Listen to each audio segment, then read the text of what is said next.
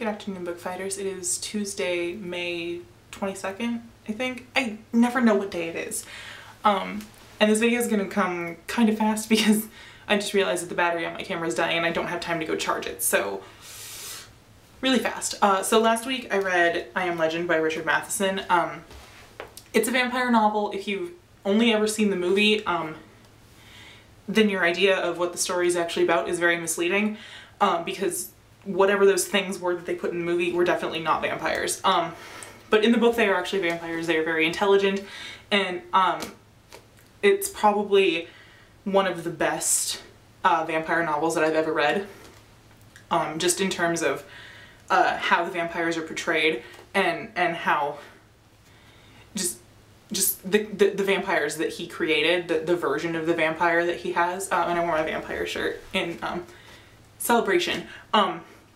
But just the way he portrayed them, I liked a lot, and it's very unique to this story, and I haven't seen it really copied anywhere. So I very much enjoyed it, and as you guys know, I'm a fan of the vampire literature, and I kind of think that while it does get a lot of praise in like the vampire lit circles, I think it's kind of underappreciated in a way, just because I thought that his vampires were exceptional in the way that they were portrayed, you know, in the novel. And just everyone seems to copy Anne Rice, and Anne Rice's vampires are fantastic, and Anne Rice is my favorite.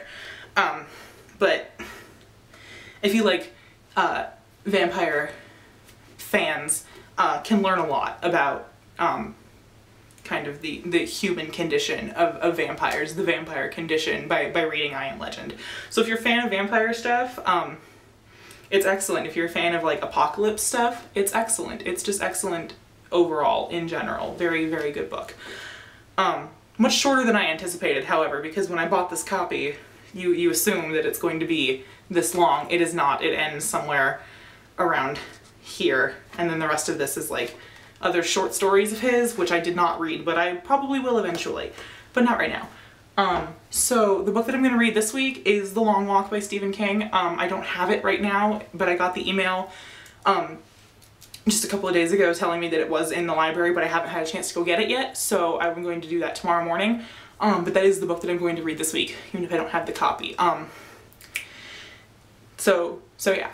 And I just want to let you know, Dan, from your video yesterday, what I'm gathering from this book is that I'm going to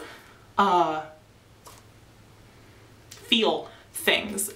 So I just want to let you know that when I get to the part where I'm going to feel that hopeless, exasperated, why isn't anybody helping these poor people feeling, and then the empty feeling that you described at the ending, just know that when your ears are ringing, that's me shaking my fist in the air, cursing your name, because that is going to be all your fault. So just keep that in mind over the week when, you know, just know that I'm going to be blaming you for the feelings that this book is going to make me feel.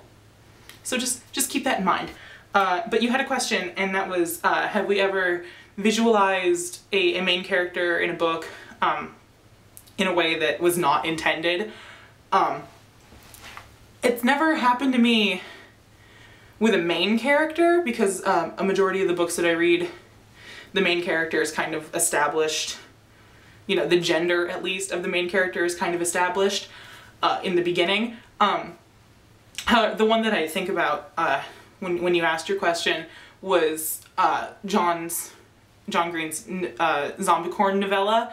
I got like halfway through it picturing the main character as a male, and then it ended up being a female protagonist. But then I was like, oh, it's a woman. And it took me a little while to get used to it, but then I eventually replaced her in my head as a female. The only other one that I can think of is kind of a bad example, but because she's not a main character and it's horrible, But when I was reading Twilight, well not Twilight, New Moon, the character Jane, the book explicitly says that she's like super pale, fair skinned, whatever, all this stuff.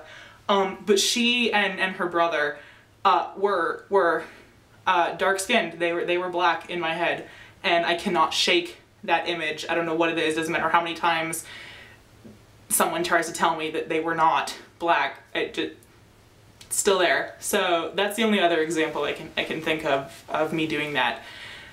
But yeah, I don't have any questions for you guys, and I believe that was the only question that was answered.